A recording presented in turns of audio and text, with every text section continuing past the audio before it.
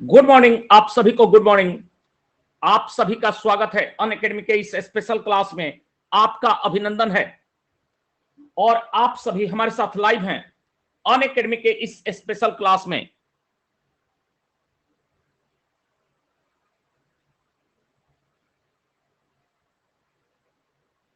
आप सभी जुड़िए। मैं 1 मिनट में आपके सामने आ रहा हूं। आप सभी जुड़िए।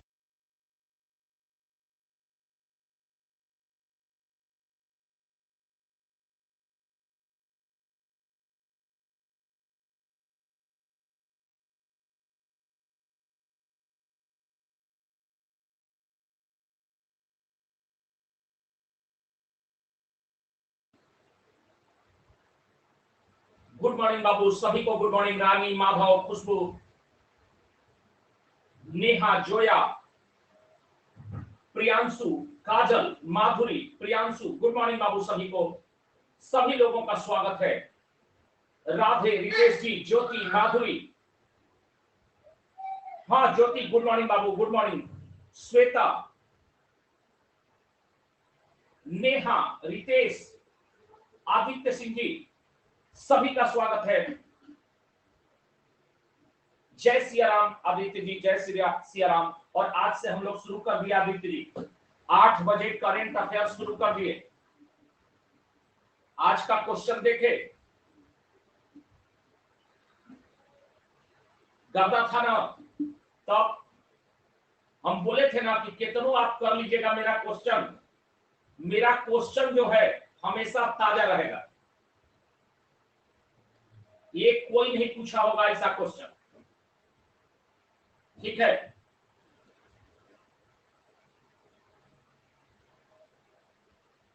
धन्यवाद नेहा, धन्यवाद बाबू, धन्यवाद बाबू। रितेश जी, आजाद, आप सभी का अभिनंदन है।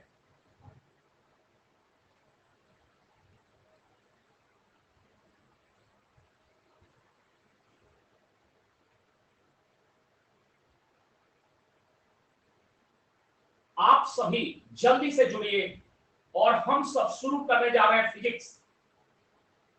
और फिजिक्स जैसा कि जानते हैं आप लोग, मेरा फिजिक्स से क्लास शुरू हुआ है कल से फिजिक्स का। और आपको कंसेप्ट के साथ पढ़ना है तो 2:15 में आप हमारे फिजिक्स के क्लास में जुड़िए। और 2:15 में पूरी तरह से हम लोग कंसेप्ट के साथ पढ़ेंगे।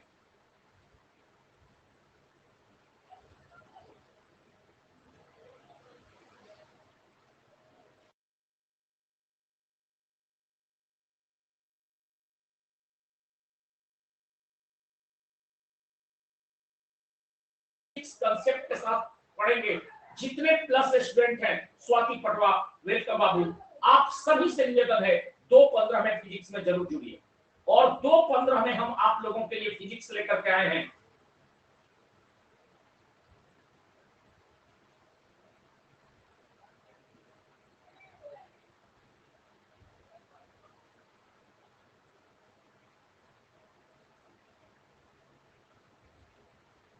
और ये रहा, हाँ स्टार्ट स्टार्ट देगा स्टार्ट। खूब खुश रहे स्वाति। तो बाबू, आप लोगों के लिए अनअकैडमी की तरफ से एक बहुत बड़ा छूट, 40% का छूट आया है। और यदि आप 1 साल का सब्सक्रिप्शन लेते हैं तो 6,374 में, और 2 साल का सब्सक्रिप्शन लेते हैं तो प्लस सब्सक्रिप्शन 8,287 में। और आप जो है वो मेरा कोड यूज कीजिए सब्सक्रिप्शन लेने के लिए। और मेरा कोड है अजय 1209। और आप इस कोड के साथ, हाँ अजय 1209। और एक और सूचना इसके बाद हम शुरू करते हैं। ये आपको जो है 29 तारीख को 12 बजे आप अनअकैडमी की तरफ से अल्ट्रा अल्ट्रा कॉम्बैट टेस्ट होने जा रहा है। और इस अल्ट्रा कॉम्बैट टेस्ट में 50 प्रश्न रहेंगे, 50 मार्क्स के रहेंगे, 60 मिनट समय रहेगा। और इसमें बहुत सारे पुरस्कार हैं। आप क्यूआर कोड को स्कैन कीजिए और आप जो है रजिस्टर्ड हो जाइए। क्यूआर कोड को, हाँ मिस, आपका पूरा नाम दिख नहीं रहा है, मिश्रा है क्या, पता नहीं, पूरा नाम नहीं दिख रहा है। गुड मॉर्निंग बाबू, गुड मॉर्निंग। सही है। रेखा श्रीवास्तव, खूब खुश रही है बेटी, खूब खुश रही है। तो भारत तैयार, भारत तैयार, फिजिक्स शुरू किया जाए क्या? अगर भारत तैयार है तो फिजिक्स शुरू किया जाए।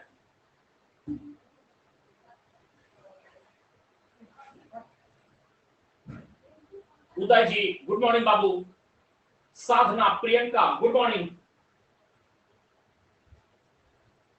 तो अगर नवनीत जी गुड मॉर्निंग, प्रीति गुड मॉर्निंग बाबू, अगर भारत तैयार है तो शुरू किया जाए क्या? खूब खुश रहिए उदय जी, खूब खुश रहिए बाबू।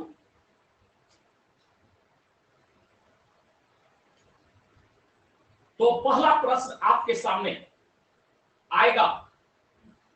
अभी आप हमारे साथ 8 बजे पर डे राष्ट्रीय, अंतरराष्ट्रीय एवं बिहार से संबंधित करंट करेंगे। आप जो है 17वीं बीपीएससी के लिए रात में 7:45 में 7:45 शाम में आप जो है जनरल साइंस करेंगे, फ्लैट फ्लैट जो है, और फैक्ट जनरल साइंस और फिजिक्स 11 बजे हो रहा है प्रतिदिन। तो आप सभी के लिए ये लेकर के आए हैं हम। पहला प्रश्न है आपके लिए,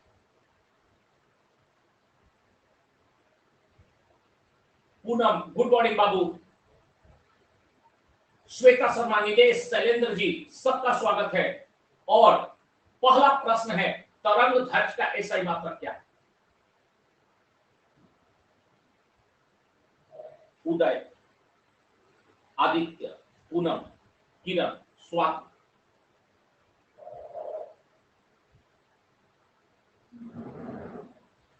तरंग ध्वज लेंथ न है, पूछ रही है श्वेता शर्मा की, वेलकम बेटी। हाँ प्रिया गुड मॉर्निंग। तो तरंग ध्वज लेंथ न है, तो लेंथ का एसआई मात्रक क्या है? लेंथ का एसआई मात्रक मीटर है। अगला प्रश्न है, अवंतिका वेलकम बेटी, स्वागत है आपका। Ramesh ji welcome, Abhishek ji welcome. अगला प्रश्न है, पानी के अंदर कंपन करने वाली किसी पत्ती के कारण उत्पन्न ध्वनि तरंग की आवृत्ति 100 हर्ट्ज है। यदि पानी में ध्वनि का वेग 1400 मीटर प्रति सेकंड है तो उत्पन्न ध्वनि तरंग का तरंग दैर्घ्य क्या होगा? हाँ पूजा गुड मॉर्निंग, प्रियांशु, आप लोग बना करके थ्योरी शुरू किए हैं। प्रियांशु प्लस पर 2:15 में। Good morning Abhishek ji, good morning बाबू। मेघा, उस्ट्रुली, माधव जी, प्लीज ऐसे मत कीजिए। आप लोग पोल पोल मांगिए, हो गया पोल दे दे। माधव जी ऐसे मत कीजिए।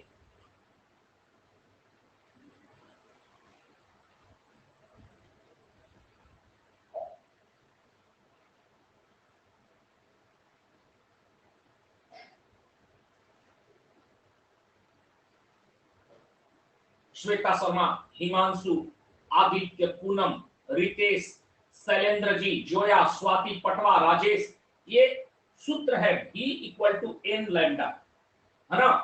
तो V equal to n lambda, और लैम्डा तरंग दैर्घ्य को कहते हैं। अगर तरंग दैर्घ्य पूछ रहा है लैम्डा, तो लैम्डा इक्वल टू हो जाएगा क्या? V by n. Lambda equal to हो जाएगा V बाई एन, और 1400 बटा में क्या हो जाएगा? 100 इक्वल टू, एक कट गया और लैम्डा मीटर में होता है, तो 14 मीटर आंसर हो जाएगा।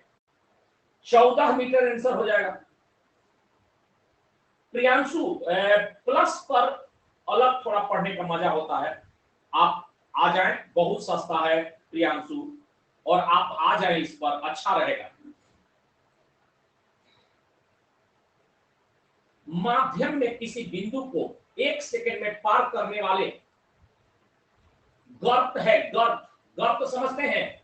गर्तों, पार करने वाले गर्तों की संख्या होती है। ये जैसे तरंग है, तो तरंग में ये वाला शीर्ष कहलाता है, ये वाला शीर्ष कहलाता है, ये वाला गर्त कहलाता है, शीर्ष और गर्त। तो माध्यम में किसी बिंदु को 1 सेकंड में पार करने वाले गर्तों की संख्या होती है, उसे क्या कहते हैं?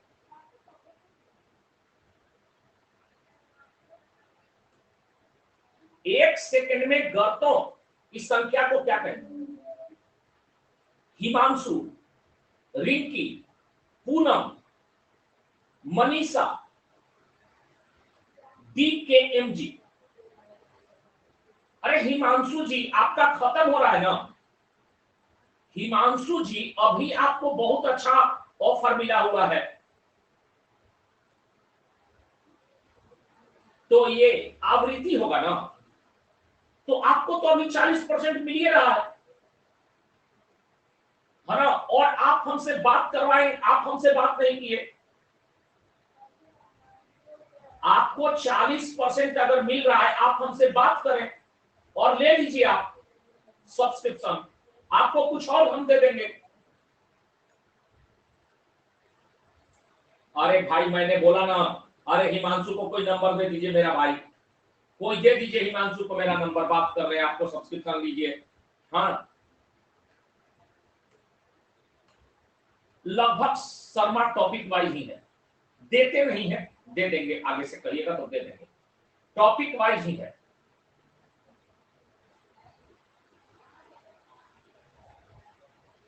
हाँ देखिए हिमांशु जी, मनीषा दे दी आपको, आप जरूर बात कीजिए और सब्सक्रिप्शन लीजिए।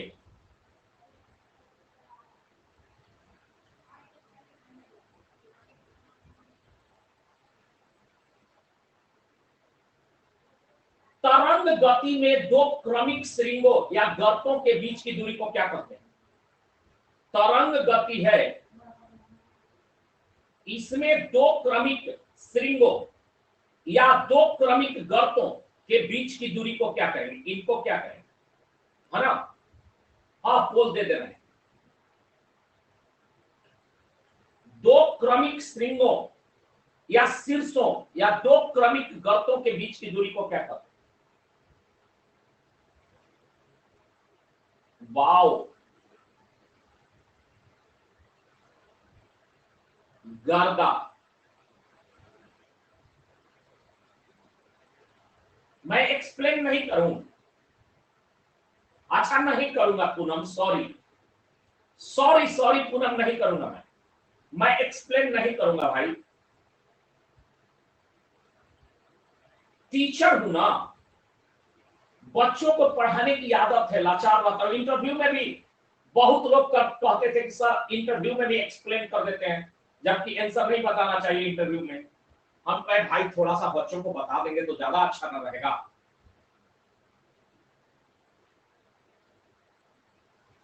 हाँ हाँ, खूब खुश रहे मंजू, खूब खुश रहे। अगला प्रश्न है आपके लिए 5 नंबर, अनुप्रस्थ तरंगें उत्पन्न की जा सकती हैं कहां? अनुप्रस्थ तरंगें उत्पन्न की जा सकती हैं, बोल दे दें।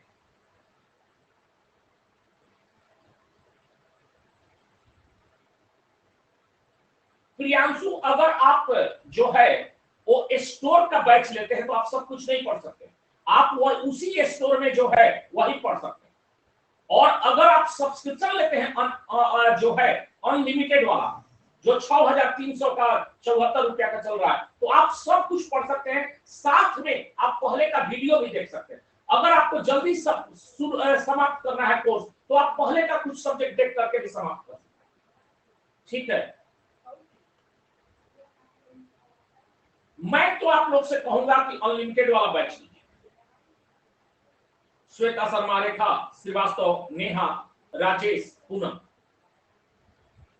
गजब स्टूडेंट है। हम तो समझे थे कि यहां पर आप लोग थोड़ा चुप जाइएगा, लेकिन आप लोग बहुत ही लाजवाब स्टूडेंट, लाजवाब स्टूडेंट। तो हमेशा ध्यान रखिएगा कि ये जो अनुप्रस्थ तरंगे हैं, ये अनुप्रस्थ तरंगे केवल ठोस में उत्पन्न होती हैं और द्रव के सतह पर उत्पन्न की जा सकती हैं या उत्पन्न हो सकती हैं। और ध्यान रखिएगा आप सभी कि जो ये भूकंप होता है ना, भूकंप होता है, इसमें जो इस तरंगे होती हैं भूकंप पे, वो जो है भूकंप की इस तरंगे, ये अनुप्रस्थ तरंगे होती हैं और ये केवल इस तरंगे ठोस में उत्पन्न होती हैं, और जो केंद्र में लिक्विड है उसको पार नहीं करती। हाँ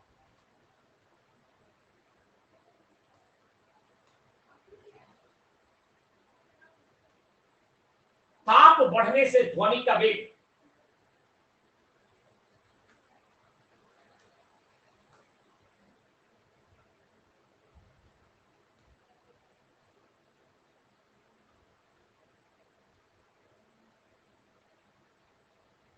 रेखा श्रीवास्तव, श्वेता शर्मा, अवंतिका, पूनम आदि। ताप बढ़ने से ध्वनि का वेग बढ़ता है, आर्द्रता बढ़ने से ध्वनि का वेग बढ़ता है, ताप और आर्द्रता बढ़ने से ध्वनि का वेग बढ़ता है, ठीक है। लेकिन दाब का ध्वनि के वेग पर कोई प्रभाव नहीं पड़ता है, दाब का कोई प्रभाव नहीं पड़ता है। ये क्वेश्चन हमेशा पूछता है। हाँ हाँ हाँ, 1 डिग्री सी पर 0.61 मीटर प्रति सेकंड ध्वनि का वेग बढ़ता है, बिल्कुल सही। यदि माध्यम के कण की आवृत्ति 10 किलो हर्ट्ज हो तो आवर्तकाल क्या होगा? यदि माध्यम के कण की आवृत्ति 10 किलो हर्ट्ज हो तो आवर्तकाल क्या होगा?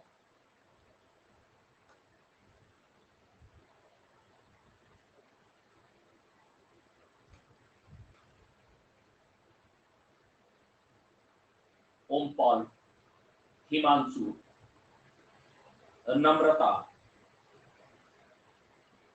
राधे सिंह, सुरुचि,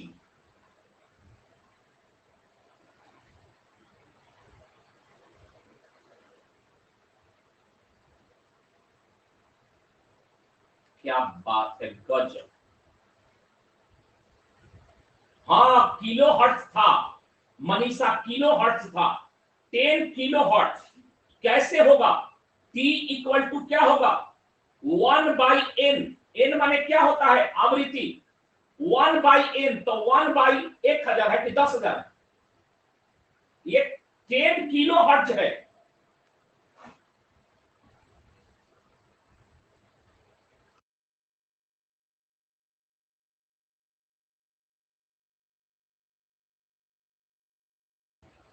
ये 10 किलो हर्ट्ज है ना? हाँ हाँ हाँ हाँ हाँ, अब समझ में आया? अब समझ में आया? अरे स्वाति 1/10,000 होगा, स्वाति पटवा 1/10,000 होगा ना। 1,000 का ना 1 किलो हर्ट्ज होता है, तो 10 किलो हर्ट्ज है ना। स्वाति पटवा, हाँ, 1 किलो हर्ट्ज इक्वल टू 1,000। हाँ, 1,000 हर्ट्ज।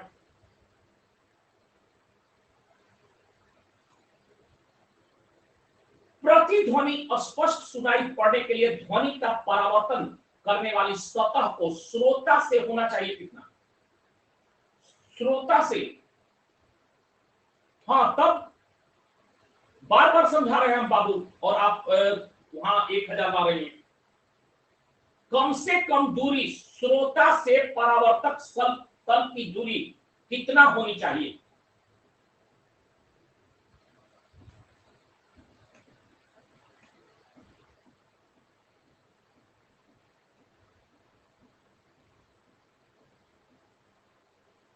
रेखा श्रीवास्तव, हिमांशु, उदय, अभिषेक, मिस,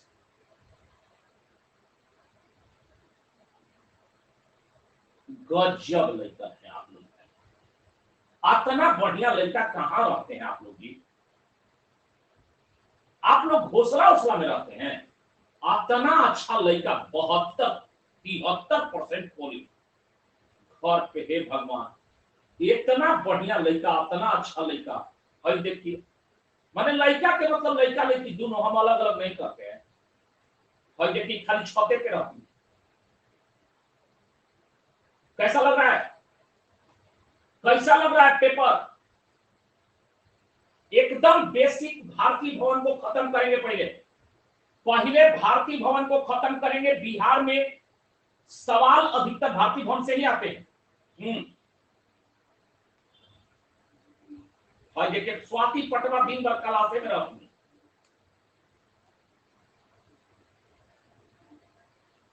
ताली वाली बढ़िया है पूनम, लड़ेगा कि पटक देगा? पुष्पांजलि वेलकम बेटी। पराश्रव्य ध्वनि की आवृत्ति होती है कितनी?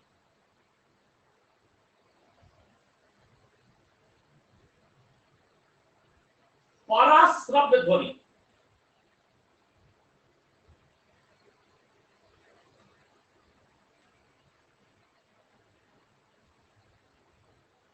हिमांशु, आदित्य, नेहा, उदय, ओमपाल।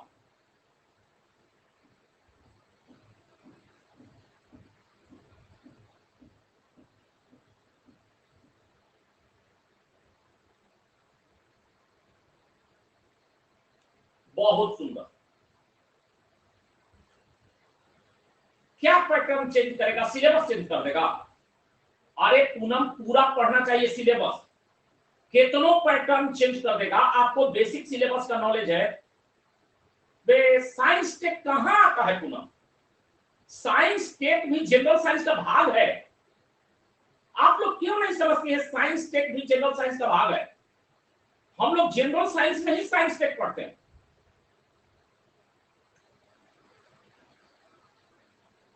साइंस टेक क्या है? जनरल साइंस का भाग है। जनरल साइंस में साइंस टेक है, कंप्यूटर है, एग्रीकल्चर है।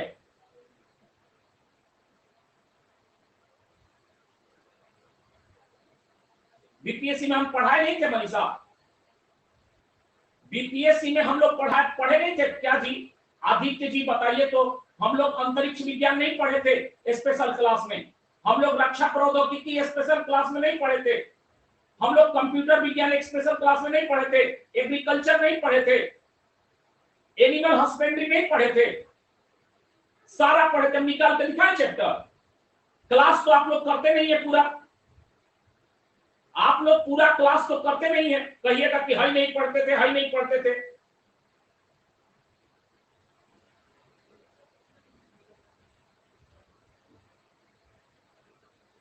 तब नहीं, लड़कन को कोई भड़का देता कि ऐसे वाला अपने बचने के लिए कहता है साइंस नहीं है, साइंस टेक है, साइंस टेक है यार। कि साइंस है। 4-5 को साइंस टेक से सवाल था, सारा साइंस टेक पढ़ाए थे।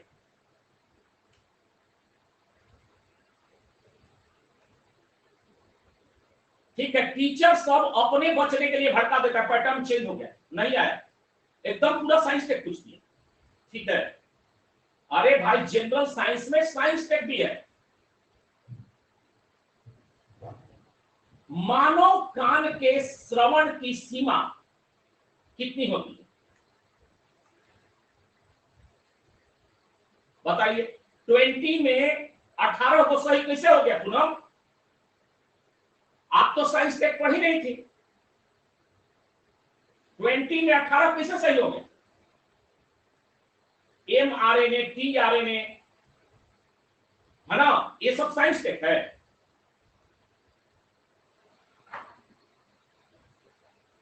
खाली बस भड़का देता है टीचर वन, अपना क्वेश्चन नहीं लड़ाता है।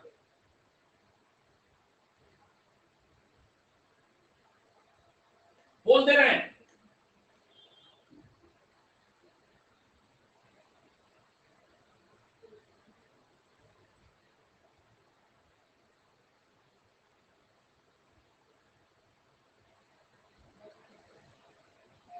कितना टीचर है गंगा हिलाता है, और उसका नाम 67वीं में देखिएगा तो वो कहा नहीं लड़ा, पैटर्न चेंज हो गया। 68वीं में देखिएगा तो वो कहा नहीं लड़ा इसलिए कि पैटर्न चेंज हो गया। 69वीं में नहीं लड़ा तो वो कहा पैटर्न चेंज। अरे बेवकूफ, जब पैटर्न चेंज हो रहा है तो तुम टीचर को चाहिए है ना जी? हर बार तुम्हारा पैटर्न चेंज होता रहेगा तो तुम कैसे लड़ाएगा?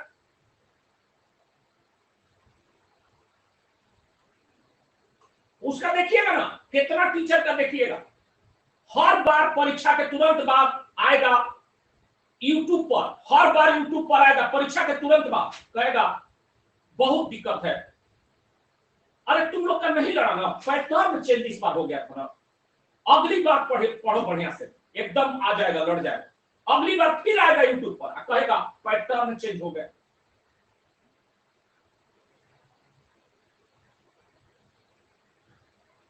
हमारा 85 से 90 क्वेश्चन लड़ा रिंकी, ले आकर दिखा दें। 85 से 90 क्वेश्चन लड़ा और इतना पर बीपीएससी नहीं होगा? दिखा दे लेके, दिखाना पड़ेगा। हाँ वाईटी पे दिखा दें। जल की सतह पर उत्पन्न उर्मिकाएं होती है कौन? ना पूनम, ये सब जो है लड़कन है ना, ये सब को भड़काते रहता है पूनम, है ना, नहीं लाए, बड़ा मेहनत रहता है खोज के लाने में, ठीक है, तो लड़कन को भड़काते रहता है, लाते हैं। रेखा श्रीवास्तव, श्वेता शर्मा, साकेत, नम्रता, आदित्य, किशन, रमेश, राजेश,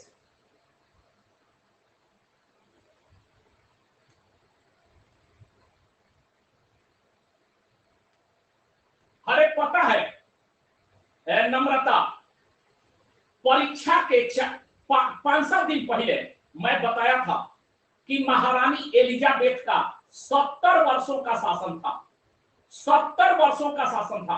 अब क्वेश्चन क्या आया, महारानी एलिजाबेथ कितने वर्ष पर मरी थी और कितने वर्षों का शासन करते हुए? एक ही ऑप्शन था 70 वर्ष, तो क्या ये नहीं लड़ा? एक ही ऑप्शन था 70 वर्ष, 70 वर्ष शासन, 98 वर्ष उम्र, तो ये नहीं लड़ा हुआ कहलाएगा? हम सब दिखा दे रहे, लिंक ही दिखा रहे।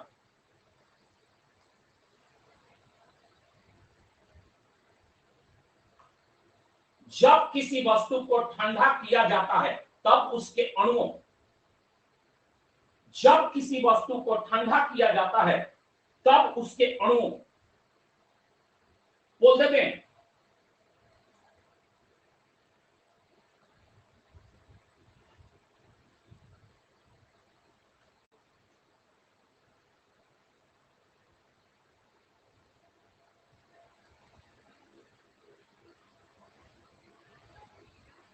अवंतिका, श्वेता शर्मा, रेखा श्रीवास्तव, अभिषेक, धीरज।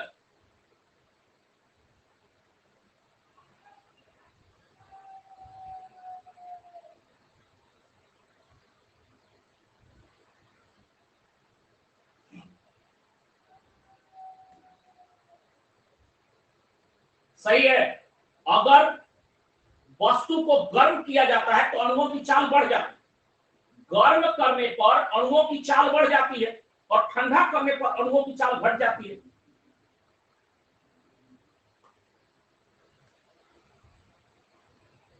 जब कुछ पानी का लगातार मंथन किया जाता है, मंथन है, मंथन समझते हैं, मथनी, पानी का लगातार मंथन किया जाता है तब उसका ताप बढ़ जाता है। इस क्रिया में पढ़ लीजिए, जब कुछ पानी का लगातार मंथन किया जाता है तो उसका ताप बढ़ जाता है।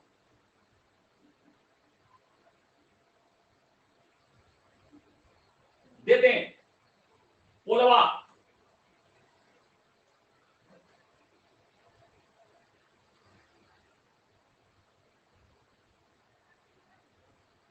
रेखा श्रीवास्तव, हिमांशु, अवंतिका, साकेत, आदित्य।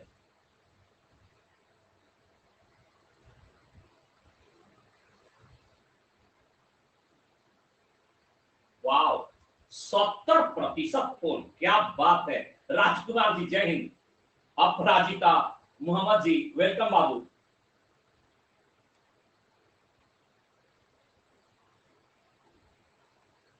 अगला प्रश्न,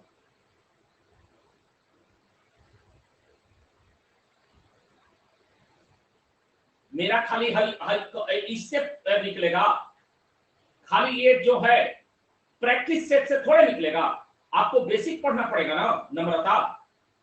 मेरा क्लास खाली प्रैक्टिस सेट कीजिएगा तो बीपीएससी प्री कैसे निकल जाएगा बेटी? जो लोग बेसिक तैयार किए हैं और इसके बाद ये पढ़ रहे हैं तब निकलेगा। ऐसे कह दे कि हाँ बेटी हाँ निकल जाएगा, ऐसे नहीं होगा। बेसिक आपका तैयार रहेगा, हाँ बेसिक अगर तैयार है और ये पढ़ लीजिएगा तो निकल जाएगा। अगला प्रश्न, यांत्रिक ऊर्जा का रूपांतरण उष्मीय ऊर्जा में होता है, किसमें? यांत्रिक ऊर्जा का रूपांतरण उष्मीय ऊर्जा में होता है।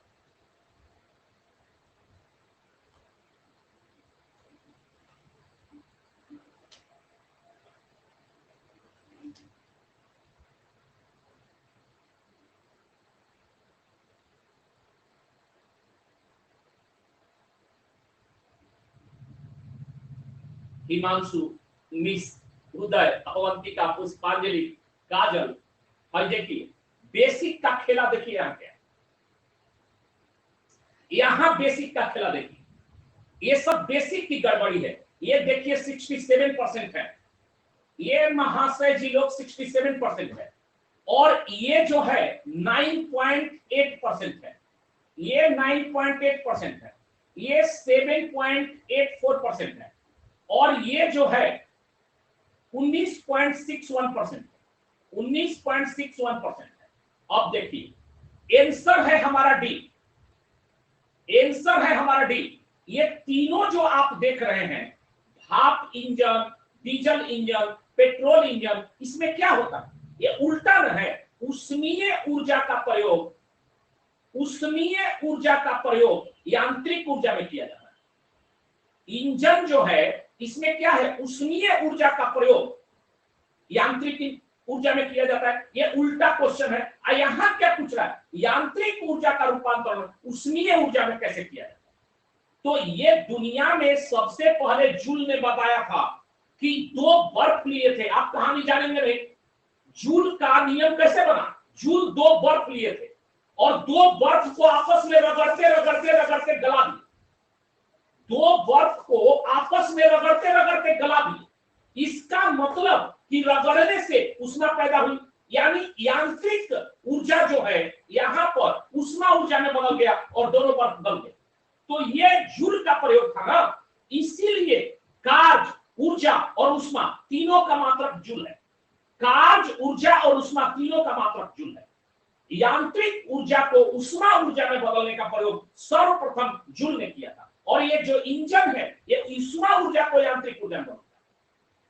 क्लियर है? ये हम्फ्री ने भी बताया था। मुकुल जी तो अलग लाइन धर लिए। हम्फ्री डेवी ने केस का आविष्कार किया था, सेफ्टी लैंप का ना।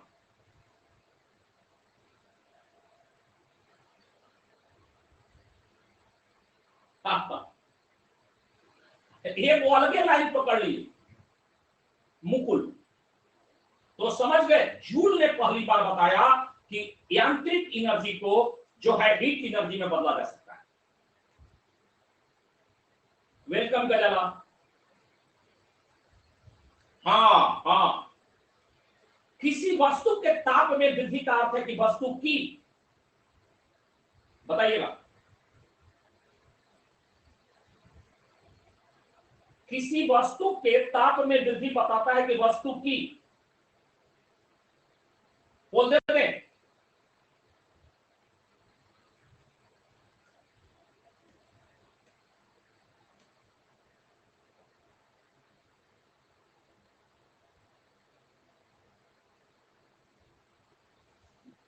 गजाला, रितेश, अरविंद, नम्रता, मनीषा,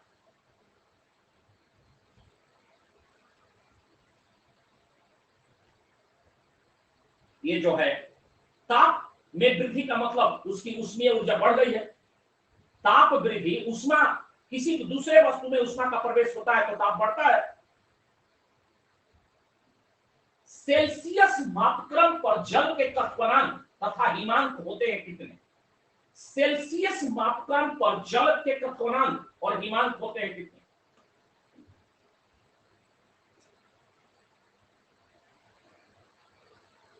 अवंतिका, हिमांशु, गजाला, आदित्य, डीकेएम।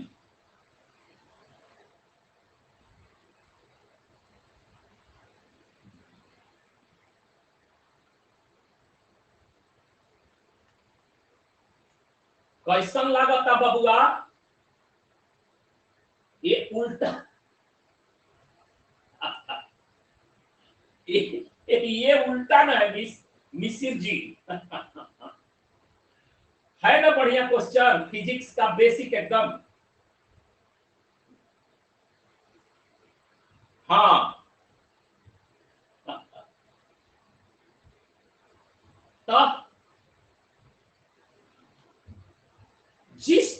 किसी वस्तु का ताप सेल्सियस और फारेनहाइट मापक्रमों पर समान होता है, वह कौन सा ताप है?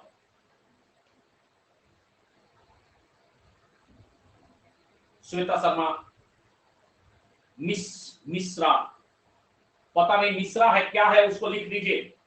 अवंतिका, आदित्य, हिमांशु, गर्दा।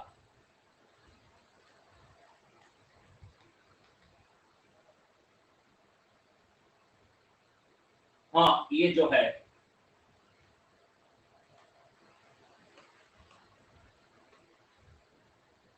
तब ठीक है, हम ठीक है। हाँ, किसी पदार्थ का रैखिक प्रसार गुणांक उसके आयतन प्रसार गुणांक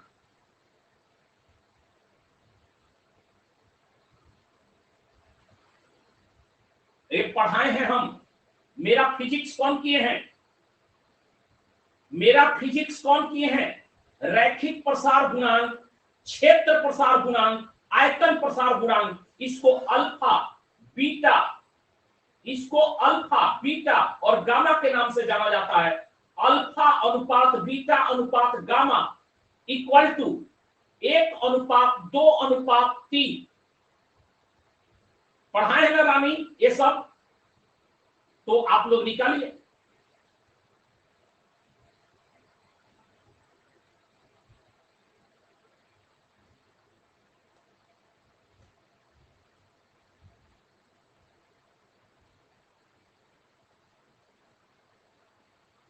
रेखा श्रीवास्तव, वीकेम, ओम पॉल, प्रीति, अवंतिका।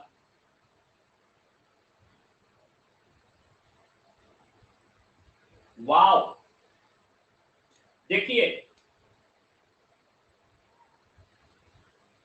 डी कैसे होगा? अरे ये 1:2:3 है, ये 1 है, ये 3 है, तो 1/3 में होगा रानी, 1/3 में होगा। ये क्या है? ये रैखिक प्रसार है, ये रैखिक प्रसार है ना, तो 1/3 में होगा 3 का। हाँ, लीनियर एक्सपेंशन 1 में होता है और आयतन वॉल्यूम एक्सपेंशन 3 होता है, तो ये लीनियर एक्सपेंशन पूछ रहा है ना। रैखिक प्रसार गुणांक उसके आयतन प्रसार गुणांक का कितना होगा? तो 1/3 में होगा। इतना बता दिए तब वो नहीं निकला रानी। और उसका क्षेत्र प्रसार जो है 1/2 होगा। क्षेत्रीय प्रसार का पूछता तो आधा होगा। हम बार बार बताए हैं, ये रैखिक प्रसार गुणांक है, ये क्षेत्र प्रसार गुणांक है, ये क्षेत्र प्रसार गुणांक है। इसमें एक भुजा है, इसमें एक भुजा है, इसमें दो भुजा है, इसमें दो भुजा है ना, इसमें दो भुजा है। और आयतन प्रसार गुणांक कैसे होता है? तो ये आयतन प्रसार गुणांक है लंबाई गुणे चौड़ाई गुणे ऊंचाई। ये आयतन होता है ना, इसमें 3 भुजा होता है ना, लंबाई चौड़ाई ऊंचाई। ये जो है 3 भुजा है, 3 भुजा है, तो इसका ये 1/3 में होगा। ये सब पढ़ाएं।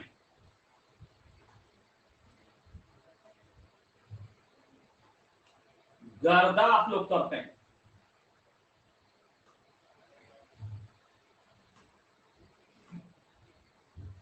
आयतन प्रसार गुणांक का मात्रक क्या होता है? आयतन प्रसार गुणांक का मतलब क्या होगा? मात्रक क्या होगा?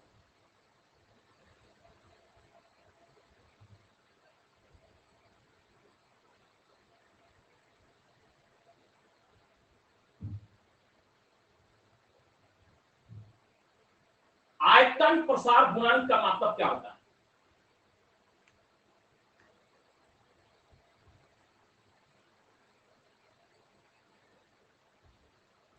यहां प्रति डिग्री सीएम, प्रति डिग्री सीएम स्क्वायर, प्रति डिग्री सी, यहां डिग्री सी क्या होता है?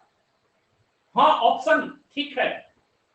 प्रति डिग्री सीएम, प्रति डिग्री सीएम स्क्वायर, प्रति डिग्री सी, प्रति डिग्री सी बोल देते हैं। आयतन प्रसार गुणांक का मात्रक। श्वेता शर्मा, आदित्य, अवंतिका, उदय,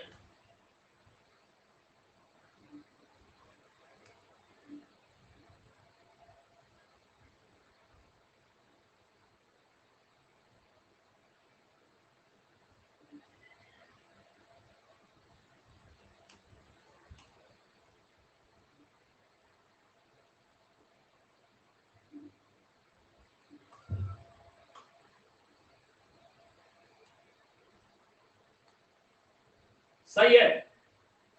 हाँ मुकुल, किसके बारे में आप लिखे हैं?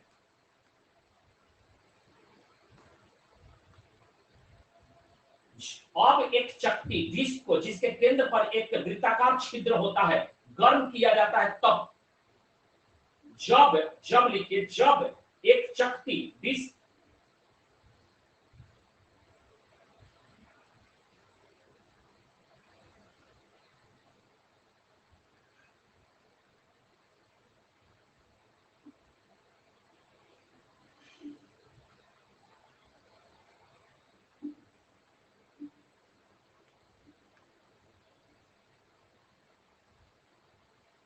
इस पर बड़ा विवाद होता है इस क्वेश्चन पर। हालांकि भारतीय भवन जो कह रहा है वो हम दे रहे हैं, भारतीय भवन जो कह रहा है वो दे रहे हैं, लेकिन इस पर बड़ी विवाद होता है। कहीं इसका उल्टा होता है, कहीं भारतीय भवन कह रहा है जो रेखा श्रीवास्तव, आदित्य, गजाला, हिमांशु, यूपीएससी।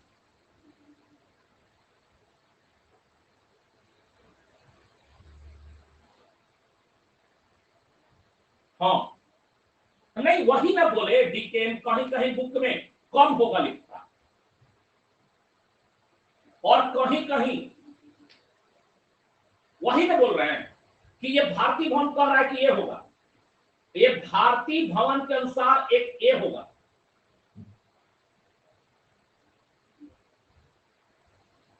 ये नहीं हो सकता है, इसको छोड़ दिया, इसको छोड़ दिया। तो जब एनसीईआरटी में भी यही है तो यही होगा।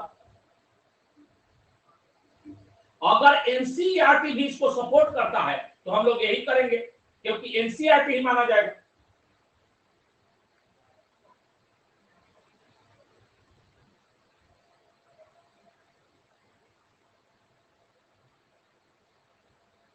हाँ हाँ, 9th का ही भारतीय भवन है, 9th का ही भारतीय भवन है, ठीक है, तो ये माना जाए। कैलोरी मात्रक है किसका? कैलोरी किसका मात्रक है?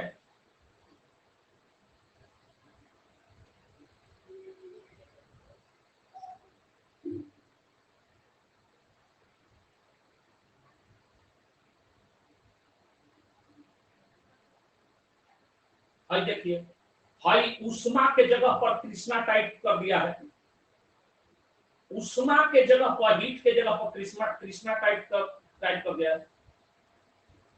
हाँ भाई, अब तो आप लोग समझिए गए होंगे। हिमांशु, श्वेता शर्मा, गजाला, रेखा श्रीवास्तव, आदित्य।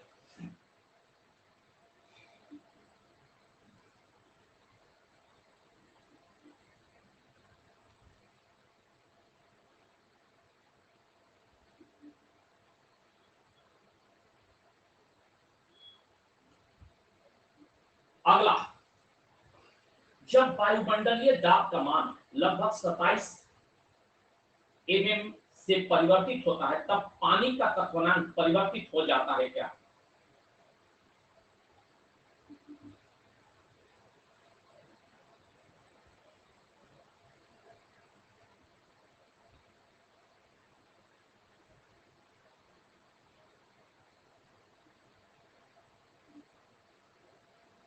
एक को देख लीजिए थोड़ा सा।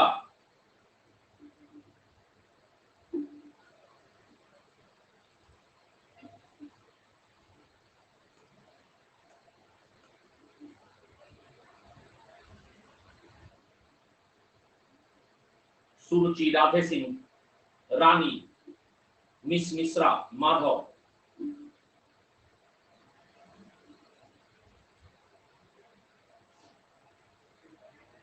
देखिए, दाब दाब परिवर्तित होने पर क्वथनांक बदल जाता है। अगर दाब कम होता है तो क्वथनांक जो है वो कम हो जाता है, दाब अधिक होने पर क्वथनांक अधिक हो जाता है, ठीक है। तो हाँ, दाब कम होगा तो क्वथनांक कम होगा, यानी पानी कमे क्वथनांक पर, कमे टेम्परेचर पर उबल जाए।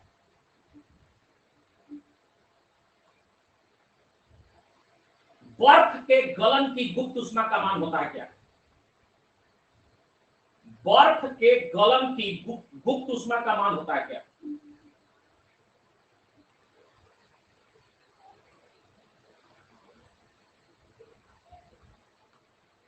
बर्फ के गलन की गुप्त उष्मा का मान होता है क्या? रेखा श्रीवास्तव टॉप करती है भाई, कभी कभी आप कहती हैं कि साइंस से नहीं आता, कभी कभी गर्दा कर देती हैं, कहती हैं कि साइंस से नहीं आता। रेखा श्रीवास्तव, गजाला, मिस मिश्रा, पुष्पांजलि, जोया।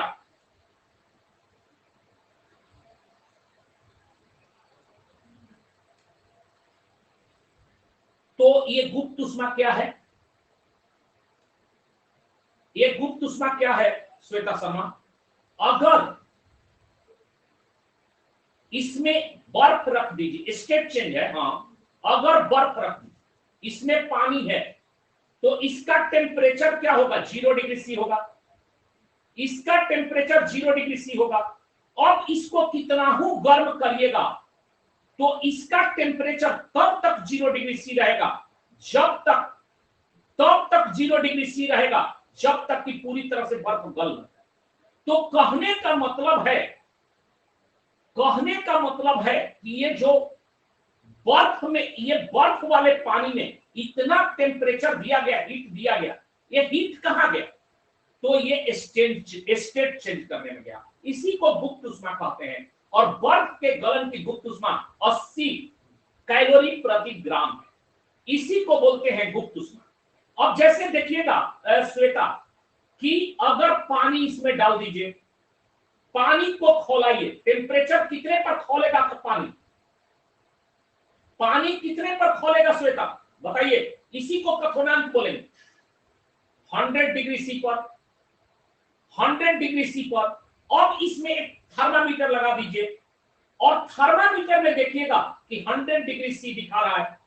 अब जितना भी इसमें, अब जितना भी इसमें ताप देते जाइएगा, ये 100 डिग्री रहेगा, 100 डिग्री से नहीं बढ़ेगा। इसका मतलब और ताप कहां गया?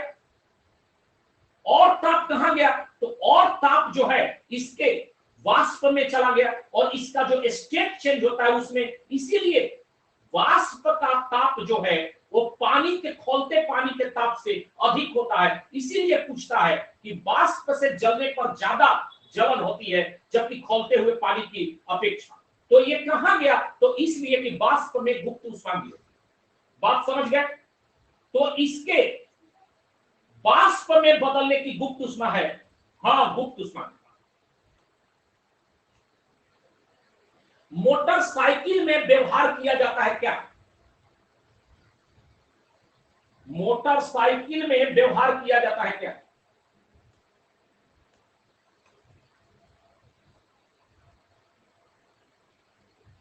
रेखा श्रीवास्तव, अभिमांशु, साकेत, श्वेता शर्मा।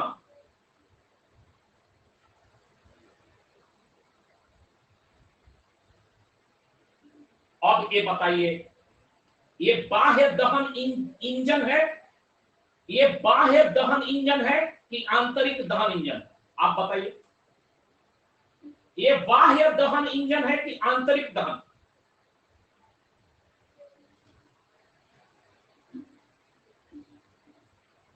आंतरिक दहन इंजन है, हाँ हाँ, इंटरनल कंबस्शन इंजन है।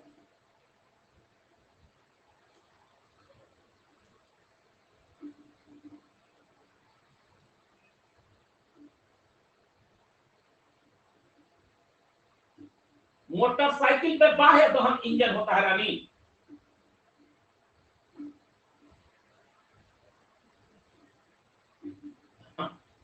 अब देखिए इसी पर है, इसी पर ये जो है अगला, आंतरिक दहन इंजन में कार्यकारी पदार्थ क्या होता है ना? वर्किंग सबस्टेंस क्या है आंतरिक दहन इंजन में?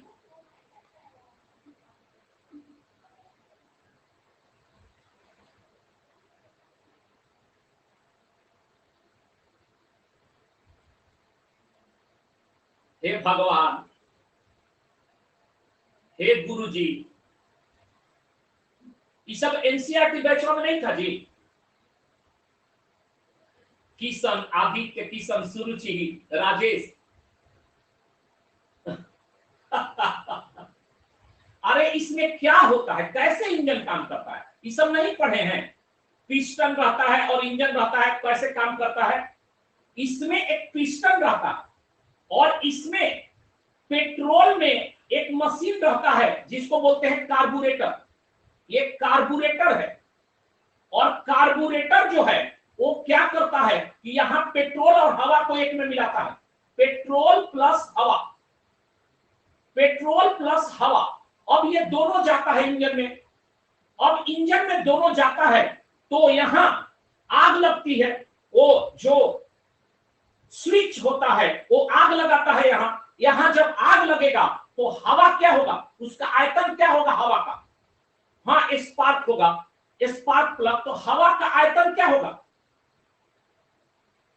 हवा का आयतन गर्म होने से क्या होगा, इंक्रीज करेगा। तो इंक्रीज करेगा, बढ़ जाएगा तो ये ऊपर की ओर जाएगा, ये ऊपर की ओर जाएगा। इंक्रीज करेगा तो इसको ठेलेगा ऊपर की ओर, और फिर डिक्रीज करेगा तो नीचे की ओर। तो ये ऊपर नीचे होते रहता है और इसी से इंजन चलता है, और इसी से इंजन चलता है। यही है आंतरिक दहन इंजन। तो आंतरिक दहन इंजन चाहे पेट्रोल हो, चाहे डीजल हो, इसमें जो है एक हवा कार्यकारी पदार्थ होता है। और जो बाह्य दहन इंजन होता है, जो वाष्प इंजन होता है, उसमें इंजन को चलाता है वाष्प। इसलिए यहाँ कार्यकारी पदार्थ वाष्प होता है, यहाँ कार्यकारी पदार्थ वाष्प होता है। ये सब नहीं पढ़े हैं। हाँ, यहाँ कार्यकारी पदार्थ बाह्य दहन इंजन यानी कोयला इंजन में कार्यकारी पदार्थ वाष्प होता है, कोयला इंजन। और सबसे ज्यादा क्षमता डीजल इंजन की होती है। ईंधन सब क्षमता सबसे अधिक डीजल इंजन की होती है, सबसे अधिक क्षमता। ये सब पढ़ना है, ये सब पढ़ना है फिजिक्स में। तो हवा है कार्यकारी पदार्थ, क्लियर है। और ये भी पूछता है कि हवा को पेट्रोल से कौन मिलाता है, तो कार्बोरेटर। कार्बोरेटर को इंजन का जिगर कहा जाता है। ये पेट्रोल इंजन में होता है, पेट्रोल इंजन में कार्बोरेटर को इंजन का जिगर कहा जाता है, जिगर। निम्नलिखित में से किस इंजन की क्षमता सबसे अधिक होती है, हे भगवान, हे भगवान, किस इंजन की क्षमता सबसे अधिक होती है, हम बता दिए।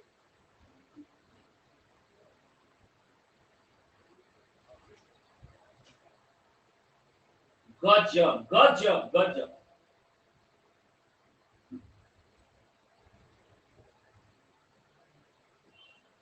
है ना ये सब क्वेश्चन मजेदार। और ये सब आ जाएगा। पूनम है कि चली गई, पूनम है कि चली गई, पूनम ये सब आ जाएगा तो कहिएगा कि टेक्नोलॉजी है, ये बेसिक है फिजिक्स। बेटी टेक्नोलॉजी है कि फिजिक्स है, बेसिक है। हाँ सॉरी, डीजल इंजन, सॉरी, हाँ सॉरी सॉरी।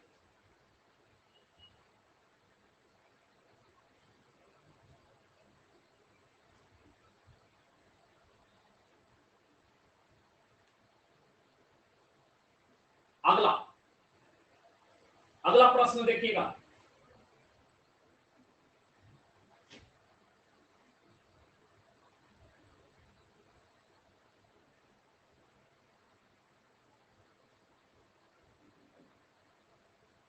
बोल दे।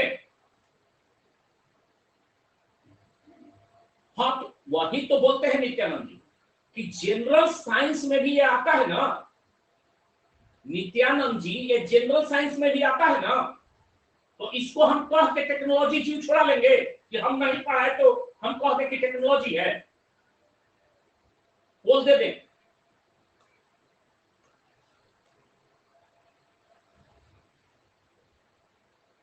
हिमांशु, श्वेता शर्मा, मेघा, स्वाति पटवा, प्रीति।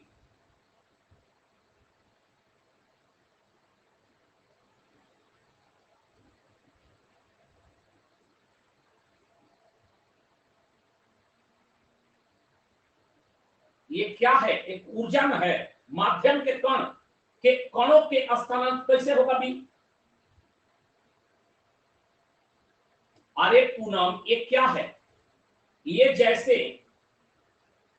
जैसे ये एक रस्सी है, ये एक रस्सी हम बांध दी, एक दीवार में एक रस्सी बांध दी, हम ऐसे इसको हिला दी रस्सी को, तो क्या इसमें रस्सी यहां से यहां गया? कुछ तो गया यहां, ये रस्सी यहां से यहां गया। अगर इस रस्सी को दीवार से बांध के हिलाए तो कुछ तो यहां गया, रस्सी थोड़े गया, ये केवल तरंग न गया, माध्यम का कण थोड़े गया, माध्यम थोड़े यहां से यहां गया, ये केवल तरंग गया। और तरंग क्या है? केवल तरंग गमन करता है, माध्यम का कण गमन नहीं करता। क्लियर है?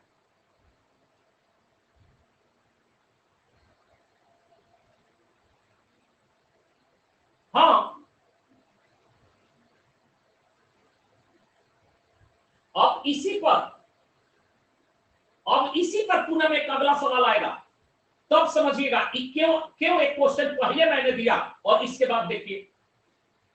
एक शांत जलाशय में कागज की नाव प्लवन कर रही, अब यदि पत्थर का एक टुकड़ा फेंक कर पानी में बिछोह उत्पन्न किया जाए तो क्या नाव, देखिए पुनः उसी पर है सवाल, ऐसे फिजिक्स को समझिए।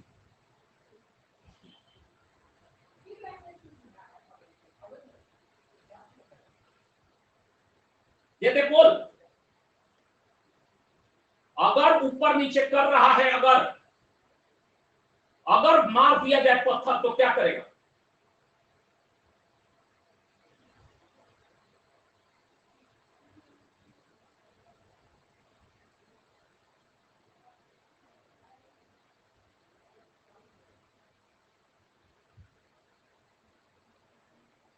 देखिए तो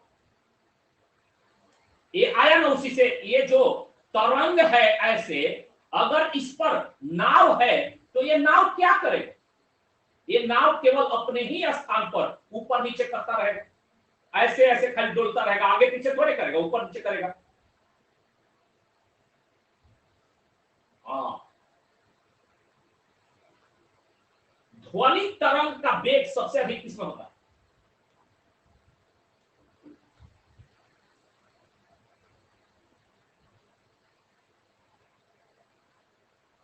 आदित्य कुमार, श्वेता शर्मा, मिस मिश्रा, गजाला, रिंकी।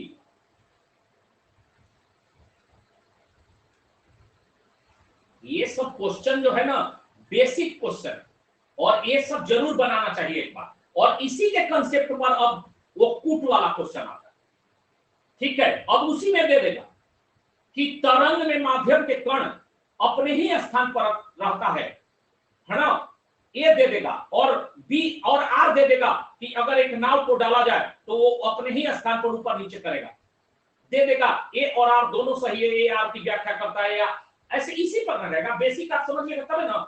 हवा में ध्वनि तरंगे हैं क्या?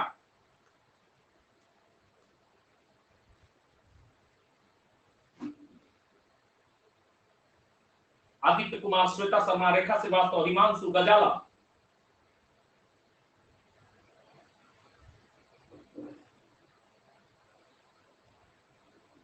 कैसा लगा बाबू? कैसा लगा आपको ये फिजिक्स, बेसिक फिजिक्स कैसा लग रहा है?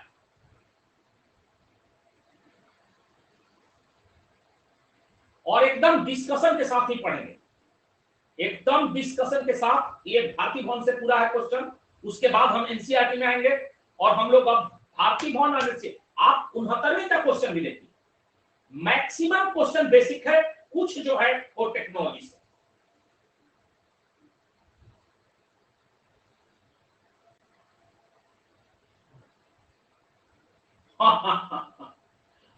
होता है।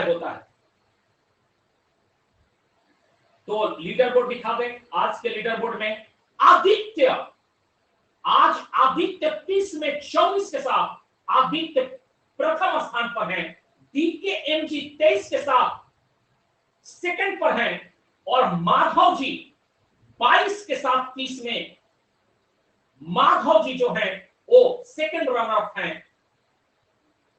हिमांशु गर्दा, हिमांशु, आयु, मिस मिश्रा, राजेश जी, मनीषा, पूनम, नेहा, आप सभी को टॉप 10 में आने के लिए बहुत बहुत बधाई, बहुत बहुत बधाई बाबू, बहुत बढ़िया। स्वाति धीरे धीरे ऐसे ही बढ़ जाएगा बेटी। और आप जानते हैं 4 बजे राज तिलक होगा, 6 बजे पॉलिटी होगा। तो आज के एक क्लास और फ्लैट साइंस 7:45 में यूट्यूब पर।